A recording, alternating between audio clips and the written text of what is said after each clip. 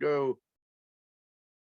Welcome to another episode of the Rock Fantasy Files, and yet another of our chat featuring episodes on albums celebrating milestone anniversaries. We're a little tardy because we should have done this last year, but I wanted to get this album and talk about it. So tonight we're talking about the Doors L.A. Woman, the sixth studio album by them, released in April '71.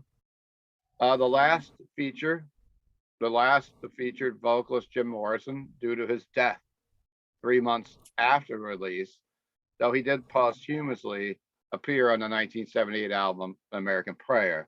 The album reached number 9 on the Billboard 200 in the United States and remained on the charts for 36 weeks.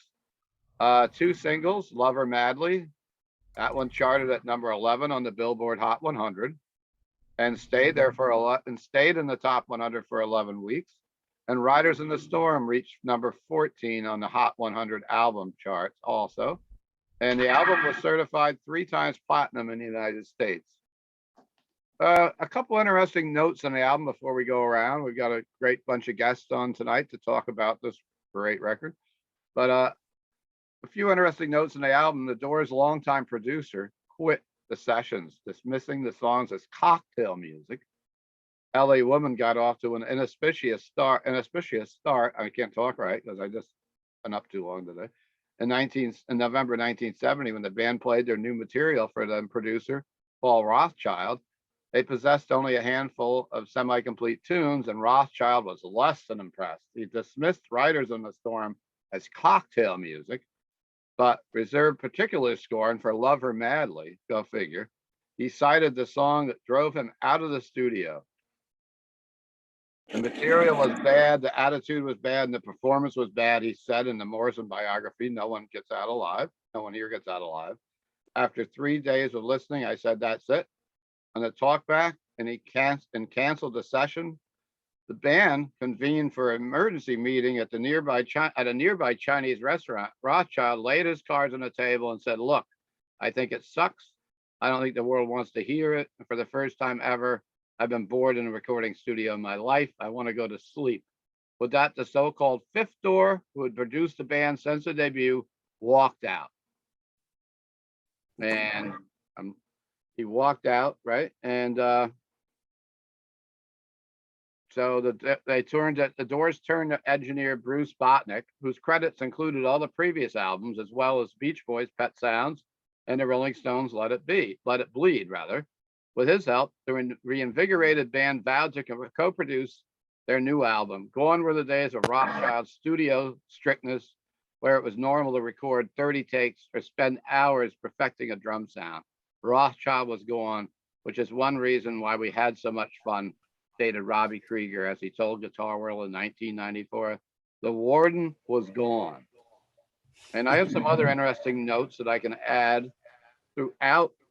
Maybe I can talk a little. Jim Morrison, one more note I'll make before we start going round robin, and I'll talk a little bit when it's my turn again.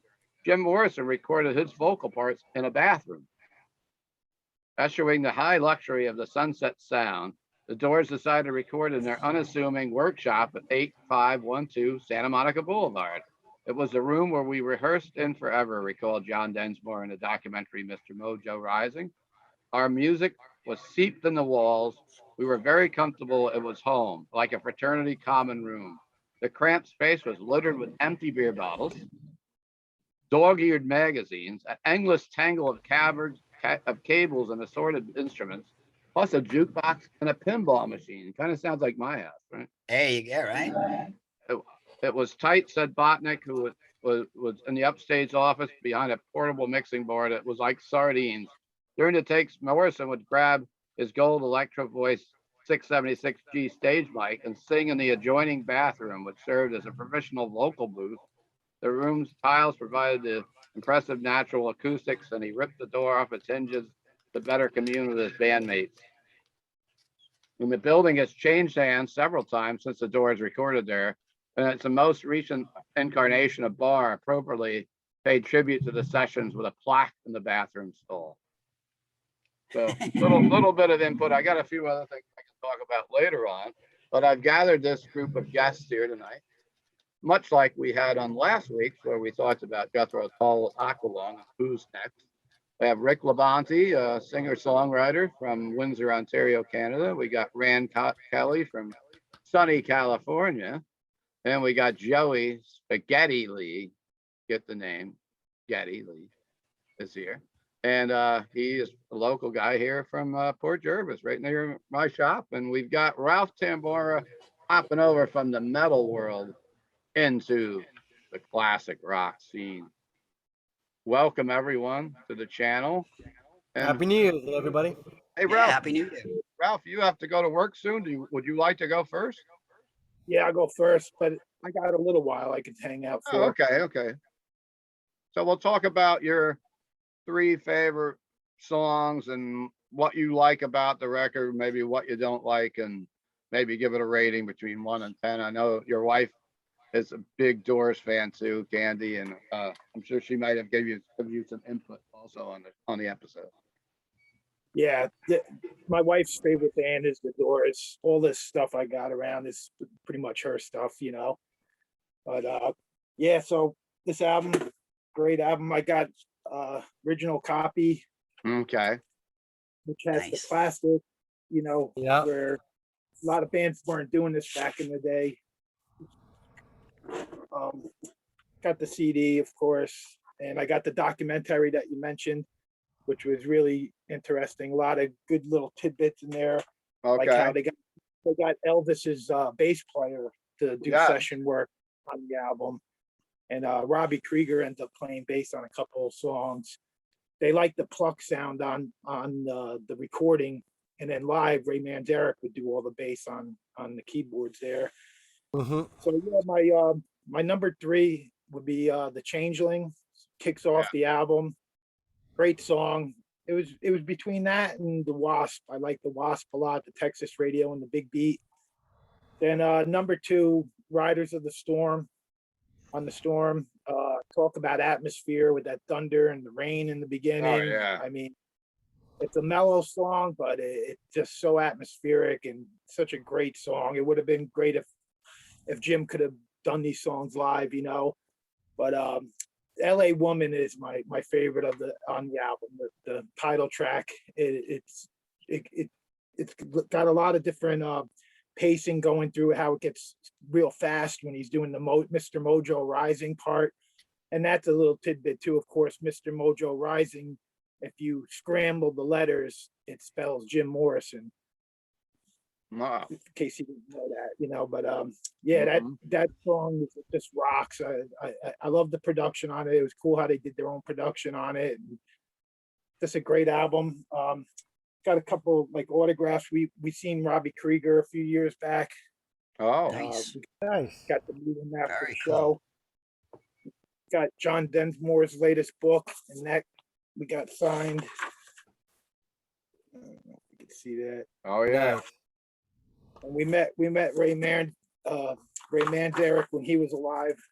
He did a Chiller Theater. Yes, he did. I met him there too. Yeah, we got pictures with him. So we got everybody but Jim. We'll have to get him in the afterlife. Yeah.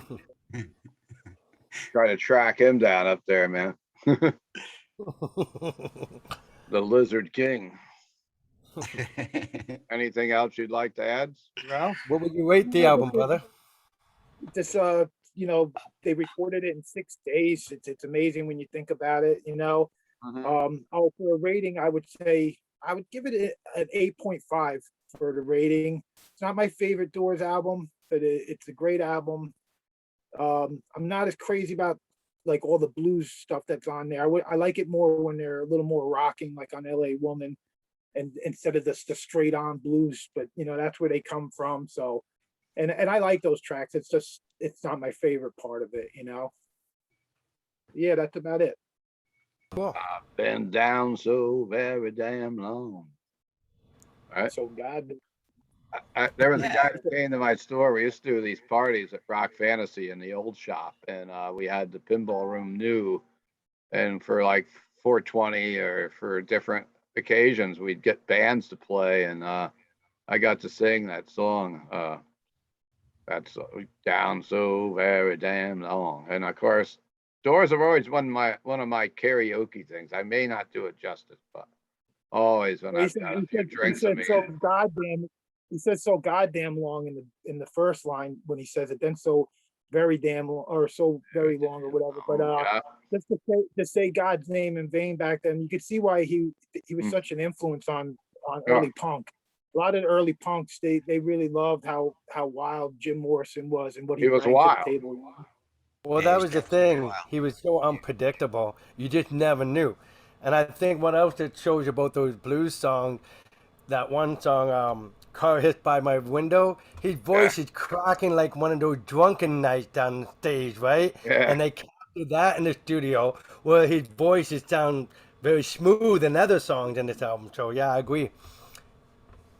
And it was a different Jim Morrison and people, Yeah. he got the beard, he had the rough look, and it was I think it was it's a great album. And L.A. Woman was one of my karaoke songs for sure. And there's a lot of signs on the album showing that he kind of knew it was going to be his last album with them. If you're really Oh. looking at the lyrics, there's lots of little hints and stuff about going away and you know changing even changing like who he is, and he wanted to be more of the poet side, it seemed. But after a few months being in France, he really only talked to, I think John Densmore was like the only one who actually ended up talking to him once he left, and he gave hints that he was ready to kind of come back and start getting into it again. He needed that break, but who Yeah. knows what would have happened. Well, he always talked about death and the end. He's always near with all these albums. I mean, that's the Sure. truth of it. He was Yeah. fascinated with the afterlife, or if Yeah. there is anything question, or if you look at the music's over, what's that about? Or the end. That's all about the end of life, the death. I got some friends inside, the house of Yeah. detention. That's hell, So he was always obsessed with that. And that's why I think he lived such a dangerous life with substance abuse or taking in. You never knew because he was always on the edge of, Living every day like it's the last. yeah, right, exactly that, brother. That's when rock stars were rock stars, man. They were Yeah. full throttle. They were full throttle. Jim Morrison, given his upbringing, I mean, he was a career Navy brat, right? I think his father Yeah. was an admiral in the Navy. That's a really high rank, man. That's like John McCain level high rank. Yeah. You know what I mean? Yeah. Like surprising that he wound up being such a crazy rock star with such what you would think would be a structured and disciplined childhood. But he was a wild guy, bro. He was straight That's up right. wild. True rock star. Wild True child. rock star. Yeah. True And rock star. I mean, one of the greatest frontmen in rock and roll. How do you not put him in that list? Stage presence, Yeah. everything, Yeah. And how many? And like Ralph said, punk people copied him, but I think Oh, there yeah. was more than just the punk rock people copied. Just Art open up the rock. door. You open up the doors for that kind of stuff, for saying what you want to say and not being afraid about, being on the charts, really. Well, just the fact as the front man, as you said it, he demands everybody's attention. Whether he's lighting a cigarette, something simple, or he's shouting, jam, or whatever, or you know what I mean? Like they're just so captivated by his Yeah, performance. he had that charisma. He had That charisma that having everybody hanging on every word he said and didn't know what he do. And especially because they were known in improvisation live that he might throw a whole poem inside of a song, Oh or he yeah, might extend it. yeah. So that's Yeah. why every song was. What you're gonna see that concert, it's not the same with the person you saw the night before, or maybe tomorrow night show. You know what I mean? He was just, it was a different take of Jim all the time. And I think this album did capture those type of personalities all through that. That he pushed, his persona, I should say. Hey And Rick, Densmore was so great how he is accentuate, like Jim speaking, he would accentuate on the drums. He was a perfect drummer for Jim. yeah. Absolutely. Building that I drama. guess, hey Rick, I guess if Ralph is finished for now, I mean, hopefully we'll get some more input from Ralph as we chat around. But Rick, let's throw the ball to you right now. Okay, well, I concur with Buddy Ralph. I think it's a great album, but it's not my favorite one. And I love blues, so don't get me wrong. It's not an insult to have blues. I'm a member of the Blues Society here. I have a Blues Side album that I put out last year, Hmm. January. I love But that. it's not my forte too. I'm a rocker, you know. I do a lot of rock, and so I Likewise. like Ralph said. Why I like those other tunes because there's so much cool arrangement in L.A. Woman or writing. There's a lot of thought process. So Mm. perhaps maybe Paul was hearing that they didn't have brought a lot to the table at the time. I don't know what happened because Paul was a good producer on Yeah. those other 5 albums and some of the finest work was through that guy making him work a little extra. So I think the blues was somebody may say, and I'm this is not my opinion, but someone may say that that's a lazy way out because it's a 12 bar blues, it's a little bit predictable, you know. And so anybody who's been spoiled by the songs that he mentioned, the Chandelier or the Riders on a Storm or Texas, well, the Wasp, but with the real title, but they might think, wow, they got so much in it in that 5 minutes, 4 minutes. It might be a little boring just to hear the 12 bar blues. But I did like the fact that they let the humor of him doing the wah wah guitar. You know, he was making the solo with his vocal cords on "Car Hissed by My Window," and I love the John Lee Hooker "Crawling King Snake." But is that what I really want? I mean, if it was a double album, that was extra stuff, that would be okay. But when you're sandwiched in with awesome songs like the one he mentioned and the Riders in a Storm and L.A. Woman and all that, you know, the blues might be a letdown for some people who would think, man, you guys are so creative. We want to hear more of that. So maybe that's the part of the story why Paul left, didn't think there was enough of their own original. But let's put it this way. If you got the 40th anniversary of the Doors L.A. Woman, there were more blues songs that didn't get to the table. Mm. There was a song "Rock Me" from Muddy Waters. There's a good Willie Dixon tune. And listen to the title. It's a cool title. You Need Meat, Don't Go Further. It doesn't give you much imagination. You need Yeah. meat, don't go further. Come right here, so to speak. That was a great tune. That didn't get on the album, so anyway, it goes to show you that they were relying on, I don't know, on stuff they'd done live, like Crawling King Snake, as a throwaway. Okay, guys, we done this. We never recorded. Let's put it on the album. They would have played those songs live, you know. So I think in that saying all that, that's why it might not be everyone's favorite Doors album, but the songs like the one my brother mentioned already are the strongest material in that catalog. L.A. Woman is a big accomplishment, you know, at the song in itself. That is a lot in arrangement and the dynamic of them slowing it down and picking it up, picking it up, picking it up. And, even the car, hearing the car in the beginning of the song, that's being creative, right? And just like they did the same kind of thought process doing the thunderstorm for Riders on the Storm, Mm. creating a scene for you to see, and everybody is in playing their A game. But what the L.A. Woman album does have when they're not doing the blues, it shows you what production was like for the Doors. 1971, that album produced really well in Yeah. terms of sonically. I mean, that just like all the great albums you mentioned already in '71 that we're celebrating, Just Were Mm. Tall, the Who, the bands are all maturing with technology that go along with them. Mm. So that why it would be a low point, but some people might think, oh, that 12 bar blues, I'd rather have them do another original because they were just in the creative songs in here. Mm. They might want more of that. But it's like I said, it doesn't break my heart to have more Doors material that is, because Jim does sing really good. But they wouldn't be my favorite song on the album. And I'm gonna go almost in the same order of Ralph, but I will pick because he was on the fence between Changeling and the Wasp. I'll go with the Wasp. Texas Radio and the Big Beat is the number 3. Oh yeah. LA Woman would be number 2 for me.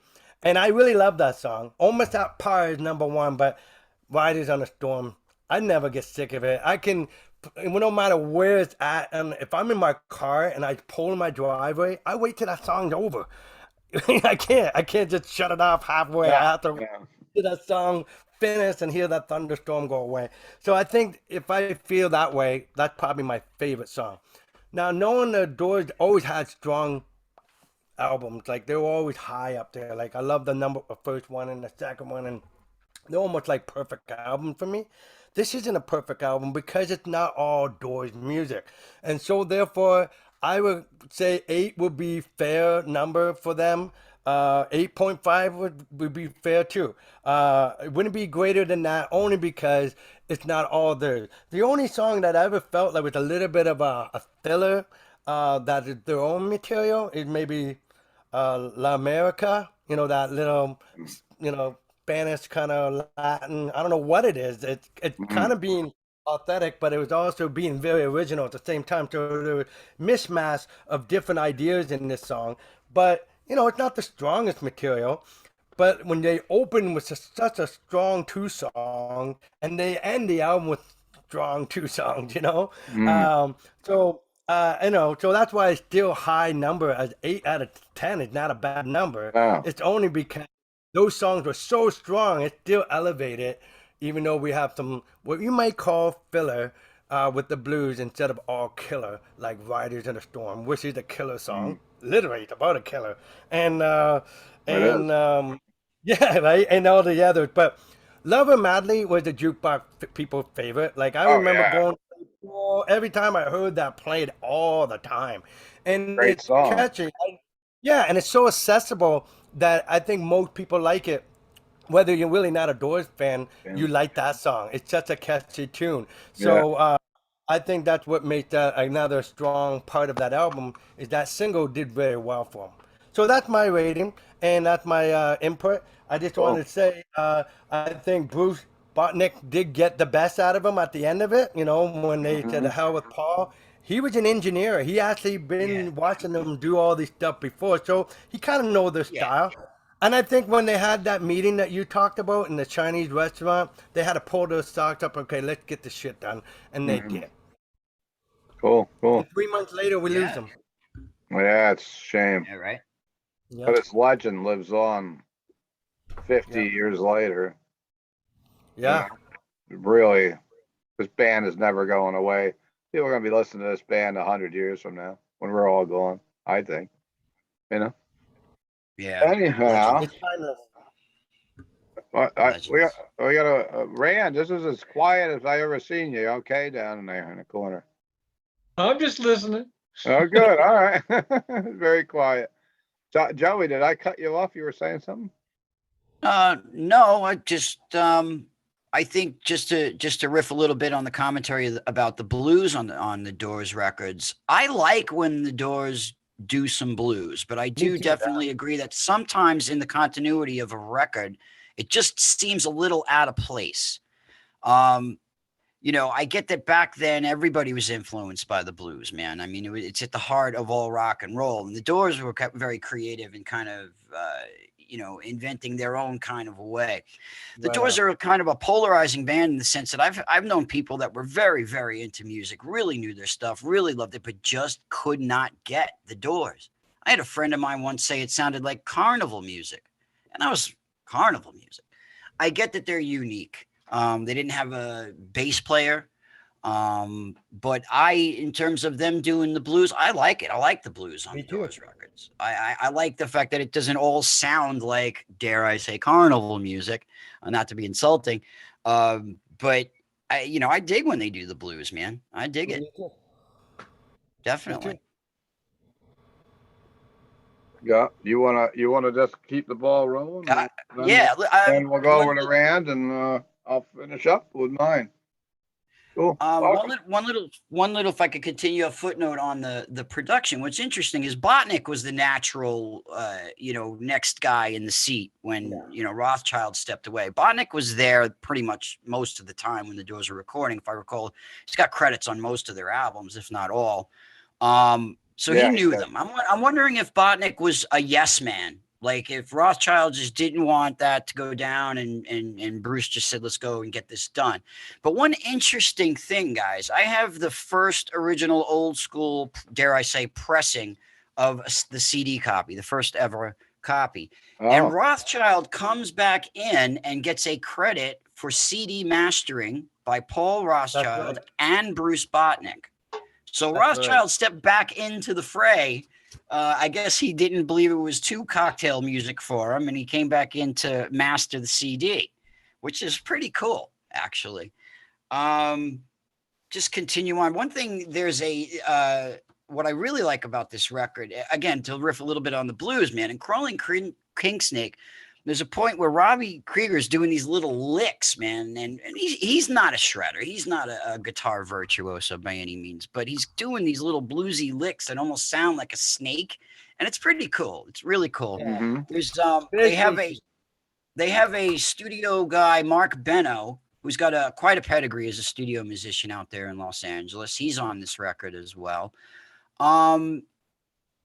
I wouldn't say it's a perfect record. I definitely agree with Rick that I wouldn't call them duds on these records like La America. I love But America. it definitely takes a little bit of a dip with La America. I sort of can't figure it out, but the rest of it is solid. Even Hyacinth House. I like Hyacinth House. It's What nice are little they medley, doing cool little at sound. the Hyacinth House? I like it. I almost got a Velvet Underground-y vibe to it. I really, really dig this record. I wouldn't say it's a solid, perfect album because of that one little lull, and it's not my favorite Doors album either. No. But it's close. It's could be my second favorite. But Mhm. and for picking three on here, my three favorites. I mean, God, just a matter. What's the last one I heard? Could be my favorite. They're all good, man. I mean, the Wasp, Texas Radio is great. The Changeling opener, Mhm. fantastic. And I love the beginning. I mean, L.A. Woman, Riders on the Storm, they're perfect songs. So go L.A. Woman. What can you say? Killer, great record. Another one that, some people frown upon nostalgia, man, but the older I get, the more I appreciate things in a nostalgic sense. I think it's a badge of honor to look at life somewhat nostalgically. I'm Yeah, 51. This album's been with me my whole life, right? My that you parents were one. gave me some Doors records, right? So yeah, I love this record. I'll give it a solid 8 Mhm. out of 10. Definitely Right killer. on. Love And it. there's nothing wrong with honoring these great rock legends. I mean, you get a lot of hate on social media, like they just put out, let's say, a Rush pinball machine, and all you hear are these people complaining, "Oh my God, another dad rock game. Oh no, another grandpa rock game." But there's a lot of younger kids that appreciate this music and don't think of it that way. Like, that's the internet. But And yeah, for many people that would have put out an album like L.A. Woman would be a great album for them because we Yeah. know the Doors' past work. They're better albums than this. That's all. Yeah. Doesn't mean we're knocking this effort because this record is still a fabulous record. Mhm. Like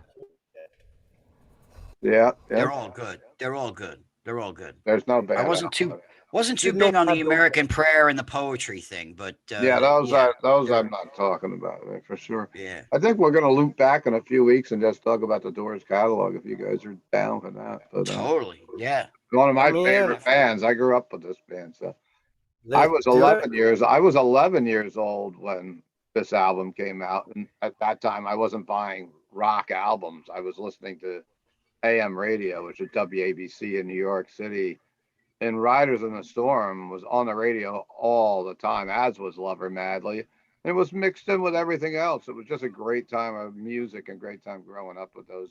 And those were like heavy songs for AM radio at the time. Along with what some of the other albums we've been talking about. Jethro Tull having out songs in the top 40. It's like stuff unheard of in 2021, having hard rock bands in the hit chart. Unfortunately. But Mhm. I have no clue what pop music is now. I couldn't tell for the uh, last 20 years. I couldn't tell you you what was a really top 10 single. you have to you have to torture yourself and watch one of the award shows. It's also very synthetic. Like Yeah, it is you could for no sure. drum. Nobody's heard. There's a whole generation of people haven't heard real drums. No But it's guitars. that's a whole show in But itself. now we're gonna My be old men shouting at clouds is what they're gonna say about what we're talking about now. That's all right. Old men shouting at clouds is better than modern pop music. There we go. Damn you, clouds! Definitely if Jim Morrison's shouting at them. Well, anyhow, he's very quiet tonight down in the corner. I wonder if he's got laryngitis. But Joey, if you're finished, we're gonna move over to I'm Rand. good. I'm good. Is our buddy out in California okay? What's going on? He's too quiet No, tonight. I'm just listening. To, if you're gonna give out your age, I'm going to too. I'm 69, and I Yeah, was 19 69. years old when I bought this album, and I was in the United States Air Force, Mm-hmm. and everybody was buying this album. You kind of had to have it, you know. And Sure. Lover Madly was on the radio all the time, and Riders on the Storm was on the radio all the time, and L.A. Woman was on the radio all the time on an Sure. FM station in Las Vegas, Nevada called Keeler FM. Mm. And I just fell in love. This is the first Doors band album I ever bought. I didn't buy any of the other ones yet, so I Mhm. kind of went backwards. I bought this first, and then kind of went backwards into their catalog. And you know, I would be glad to do the Doors catalog episode with you. I Oh, won't we give will. away We what will. my We favorites are if I can do that. Okay, good. Yeah, I'm kind of with. Who said that maybe there was too many blues tunes on here? Was it you, Ralph? Yeah. Well, Ralph opened up. Might have been Ralph. Yeah, I agree. I was listening to it. I listened to it today twice. We drove 40 miles south, and I listened to it going down and coming back, Okay. one after another, just right in a row. And I thought to myself, God darn, there's a lot of blues tunes on here. And I think Robbie Krieger on slide can get a little annoying. I'm a guitar player, and I like to use slide, but you can get to the point where you're just going too far, too high, too loud, and it just like that. And I think it got a little annoying, and I'm not sure what the tune was. It might have been down so long.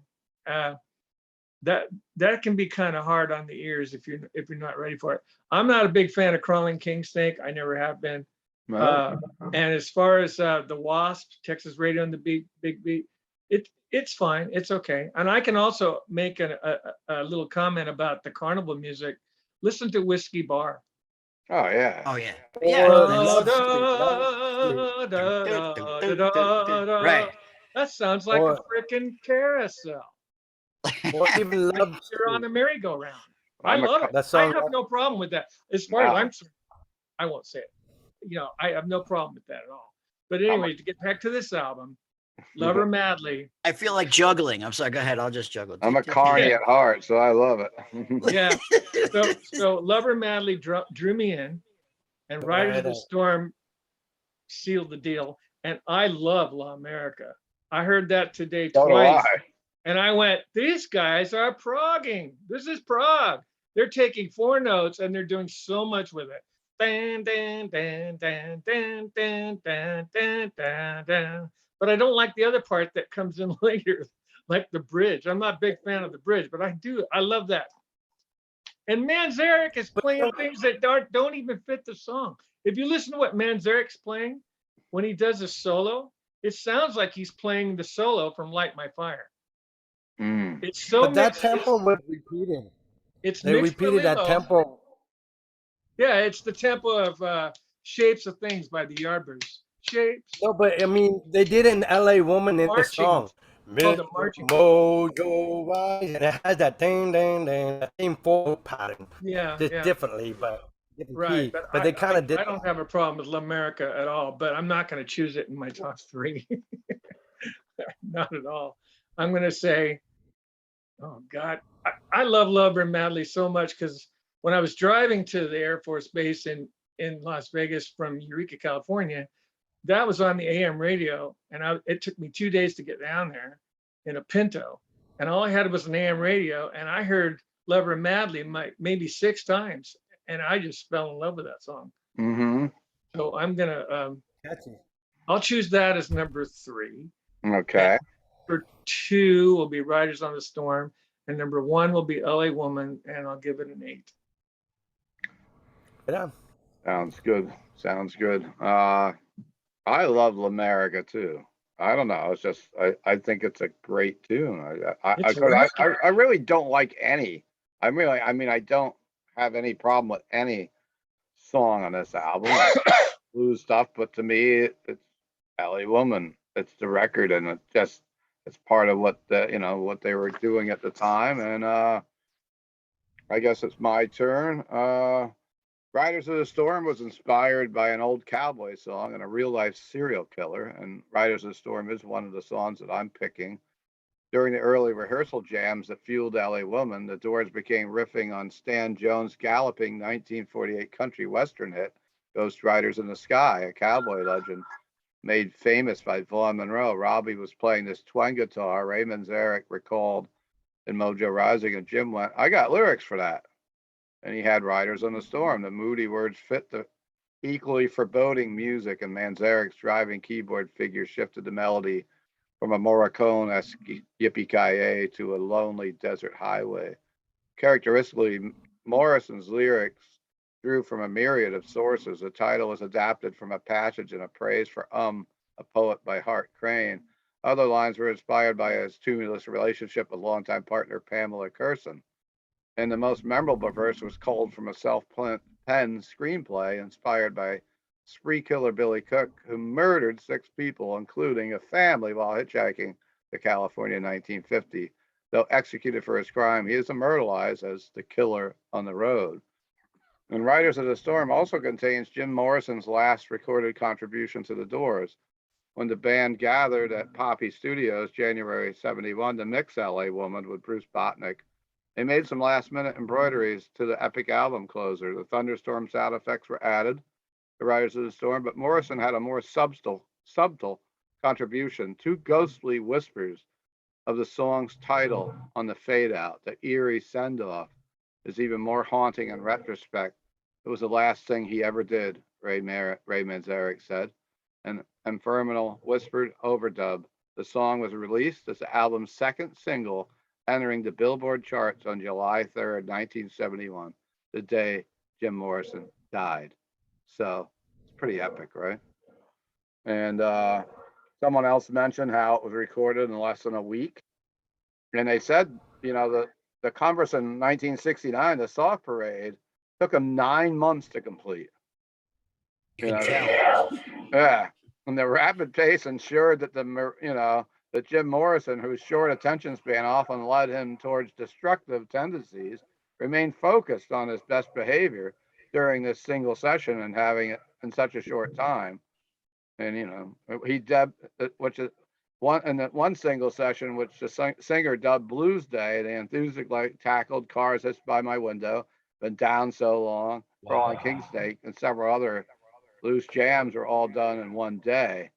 So my favorite track on the album is LA Woman. That's my number one. It's one of my karaoke favorites. Love everything about the song, from the intro to every part of it. It's such a great tune. And I'm gonna include L'America in my top 3. I just love it, and other people hated it. That's why we do the show, though, right? And of course, Riders on the Storm is going to be in my top 3. And I'm probably being too much of an elitist for Love Her Madly could be in the top 3 too. And I love the Hyacinth House as an honorable mention. So, I hope.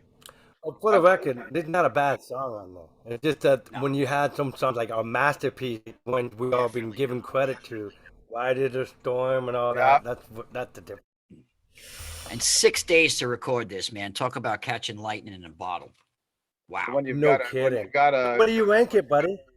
Oh, what do you rate it? I give it a 9.5. Ooh. Right It's a on. classic. I can't go against it. If there's new albums that came out in 2021, I can give those albums, like the metal albums we just did a show about it, I could get different ratings. So this is a iconic record. It's like, I'm going to give it a 9.5. It's not, Nothing wrong with that. I don't skip over anything on it if I put it on, but I'm a guy that listens to full records anyhow, unless I got me too. shuffle going on when I'm out in the car or something, blah, blah, blah, or at work at this record shop. So, I'm glad we touched base on it, and I wish we would have done it last year, because now it's the 51st year, but it's 50th anniversary we're talking. So, We'll have to You work know on how, some. No, we're still early. The album came out in April '71, so you're okay. You're still in the 50. We're all He doesn't we're get within 50. the Still 50 then. 50. Okay, we're still we didn't You're make it still to okay, April guys. yet. It's 49 and a half. hmm That's right. I'm glad that Ralph decorated his studio there with door stuff Nice. as he's been known to do with Pete Steele and all the different uh, episodes that we've done together. That's And really cool. Yeah. Rand's got a Like- cool backdrop too, because I was reading some of the lyrics from your backdrop as we were. Amazon.com, Yeah, and Prime Video, Prime Music. I mean, I got a comment to make about please. sound effects, you know, that they use on Riders on the Storm. Mhm. Like Rick was talking about before, if you get that that anniversary that came out, that 50th anniversary, Mhm. you can hear a demo of that song without that storm, Oh, completely gone. And it makes such a difference. You have no idea how important that is until it's not there. I can That imagine. the thunder on the outro just- is really cool, man. It gives it that Really creepy atmospheric. feeling, you know, that really Yeah. creepy feeling. Very atmospheric. Really cool. Right I on. just You can got imagine in. the rain pouring down and everything. Yeah. The hitchhiker and It was part of the atmosphere. Yeah, it was very atmospheric. I just got that record in, and I thought I was getting like 3. I only got 1 in, and it was a special order for a customer. So I'm looking forward to getting more of the LA Woman 50th sets in. They come with a vinyl, and they come with 3 CDs and whatever else that recently came out. But so, and I got my crazy blacklight poster behind me that I found somehow, and I guess it's probably worth money, even though they only made it a few years ago. But anyhow, I'm rambling on. It's been late, and Rand, this is the only band that we've had on with you haven't seen in concert because Jim died when you just bought the record, unfortunately. So we can't. yeah, Rand has been on the last few episodes. We're talking about these classic rock albums, and you've got the greatest stories of seeing like Yes and Black Sabbath and Oh, great shows. I saw Genesis do the Lamb Lies Down on Broadway. That was my first Genesis concert. Mm-hmm. Well, you saw what was Yes was opening for Sabbath, or was it vice versa? Yeah, it was a 3-band bill in 1972, in March 1972. It was a group called Wild Turkey with Glenn Cornick from Jethro Tull on bass, and the singer from Journey to the Center of the Earth, Gary Pickford Hopkins, put a band together with 2 hot shot guitar players called Wild Turkey. And the band, I just found this out the other day. The drummer in that band, who never recorded anything with the group, was John Weathers from Gentle Giant. Wow.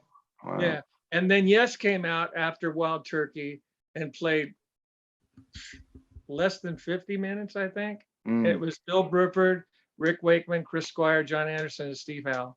It was the Fragile tour.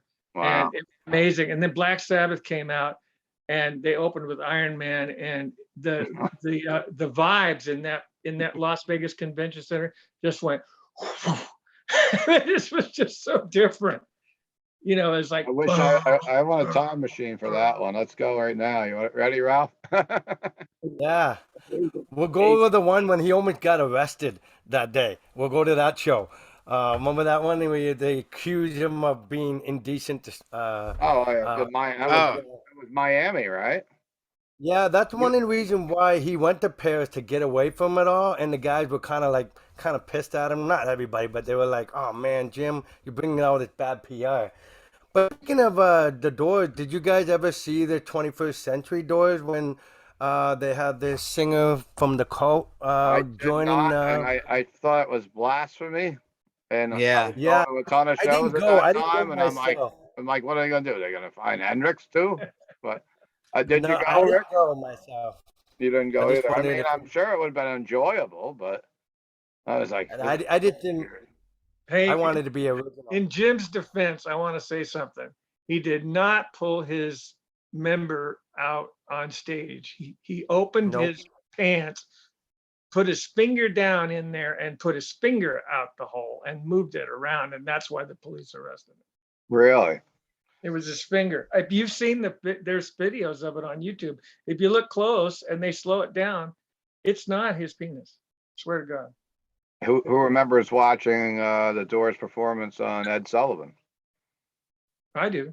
Oh, I've yeah. seen it, but not obviously They not. got in big trouble because Ed That Sullivan was told him, do not say "take you higher," couldn't take you higher, or something yes, like that. yes. Well, they were, And yeah, they I mean, they did were, it anyway. And they That's said right. the Doors never returned. They were not allowed to come back on that show again.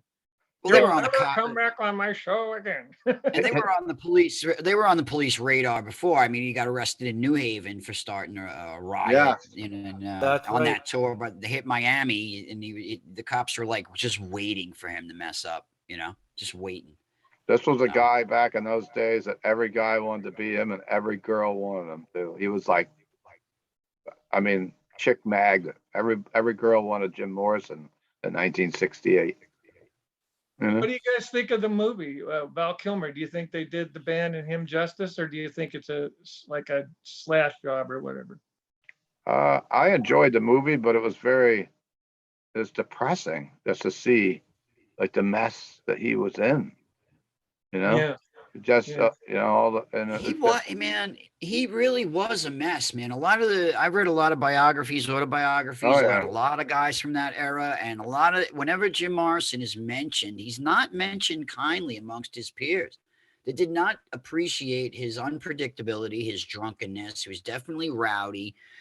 I have a bootleg Hendrix where he's Me playing, I too. think, Cafe Wa in New York. Yeah, have you heard that? When Morrison comes out, he just starts screaming obscenities into the microphone. Yes. You could hear Hendrix say, "All right, Yes. all right, all right," like basically telling him to be quiet. And then I think he went backstage and just passed out on the floor. Well, I know I can Sounds tell like you. he's the Lenny Bruce of rock. You know what I mean? it was definitely a lunatic Very frenzy. groundbreaking, but also, Yeah. I know he. taking the I know. hit for everybody. You know. I know of one story where he was at least in the room at the Fillmore when the Grateful Dead were playing, and they kind of were thinking he wanted to come up and maybe do something, and we wound up passing out under a table. Ah, So there's a lot of those stories where he yeah, just was a disaster. partied Mhm. hard. Yeah, I think the movie was good. Mhm. I think Val Kilmer did an okay job as Jim Morrison, Oh but yeah, he certainly did. Yeah. it's a movie. I think It's an I it's a mean, hour-long great. Armstrong movie. I think did a it's a good great job. rock and roll movie. Like everyone when the Queen movie came out, and I'm going back to compare the popularity of the Queen movie. I look back on the Doors movie because that was a big hit when it came out. That Doors movie. Well, Steve, do you recall? I He mean, there did. was for years and years rumors of the Doors movie coming out. I remember as a kid hearing John Travolta was going to play Jim Morrison, Wow. and when the book No One Here Gets Out, No One Here Gets Out Alive. That was a very successful book. Yeah, I read that. Hey, big. Circa 1980, 81 ish. Mhm. Yep. And it's what's funny, and maybe I'll save this if we do the Doors total catalog. Yeah, we should keep But some stuff for that. Yep. yeah, but there's been Doors revivals, like Doors they get introduced to a new generation. The movie did that, the Doors become popular. A book comes out, the Doors become popular. So that's happened up and down a few times. In my lifetime, I've seen it. Oh A yeah. greatest hits Yep. package. And when you get a major motion picture out there, you get a lot of new fans that never even, you go see the movie. Look what that movie did to Queen. My friend's got a Queen cover band that play around, and they went from making like $8,000 a gig to like 30 grand, 40 grand a gig after that movie. So Wow. yeah. You know, Yeah. a standout Yeah. line in this album today that really, really hit me hard was when he sang, and I don't know what song it's on. I'm sure you guys do. He sings, "I need a friend who doesn't need me." I Yeah. thought that was really profound. I've never heard anybody talk like that ever, but it made a lot of sense when you think about it. He was searching for a way out of the fame thing, Yes, he was. and he wanted to just, be himself and do the music with the Doors. And I don't think he was able to do that because the press and the fans and I think Well, that's there what was been there down was a so long. yeah, Yeah. yeah. And not to mention that mythology that came after. Is he alive? Is he really alive? Is he Oh really yeah, dead? yeah. And there was that And whole, and that went on for right up to the point where Joey was talking about to the "No One Gets Out of Here Alive" book started, reviving that whole myth again. Is it possible that he just, just fell out of the public eye and just like Johnny Carson once did, who's the guy which Elvis, everybody saw, and then he Elvis disappeared is for a still while. alive. Yeah, you hear all these things. So it's interesting because such a charismatic and such a that kind of figure that he had, it fit that whole mythology because he is Mr. Mojo Yeah, Rising, yeah. yeah, and And so I he am went the with it. Lizard King. I can do I'm anything. a It says lizard king, Lizard right King on. lives right on that Epic. poster. But going back to what Joey or whatever who was just mentioning, like he had such fame and he wanted to get away from that fame, and the record company did not want him with the beard on that record, on that album cover. And I read an article about that and how Jim tried to change his outlook so he wasn't just that pretty face. He grew the beard out. He put on some weight. He got rid of the leather pants. He didn't want to be known as like a sex symbol. He wanted to be known more as an artist. And I think that was part of the conflicting thing that went on. And that's one of the reasons he left and go to Paris. He was trying this, the City of Light. He was going there and he called it, he wanted to get away and get a break and come back. But unfortunately, he never made it back. Well, Jimi Hendrix was in the same boat. Yeah. Same thing. He tried to get out of the limelight and just wanted to do the music. He was going to join a band with Miles Davis. Oh, wow. That would have been good. yeah, I could. Yeah, well, the Band of Gypsies. I could have seen Hendrix going jazzy, definitely. Or he was Doing going to play He with had really bad. I think he had bad management, man. I mean, even look at his catalog now. How many? There's so many bootlegs of Hendrix. Who's Yeah. getting these royalties? What is going on? You can't even keep up with There's it. still new albums coming out somehow. Yeah. Every so often, there's a new. We found some more Hendrix stuff somewhere. But anyhow, that's another guy we haven't talked about on the Rock Fantasy Files at all. We have never talked about Jimi Hendrix on this Oh, channel. I love Jimi Hendrix. Well, I guess I'm glad we Three found. albums changed the world as far as I'm Oh concerned. yeah, for sure. Yeah. I guess we should wrap this episode up, though. Yeah. All our viewers are maybe they're enjoying our just hanging out and rambling, but it's been great. And please, viewers, mention your favorite moments from this album in the comments, and hit subscribe and hit like and all that stuff. And we'll be back soon. So Thanks for watching, people. Appreciate it. Stay safe, everyone.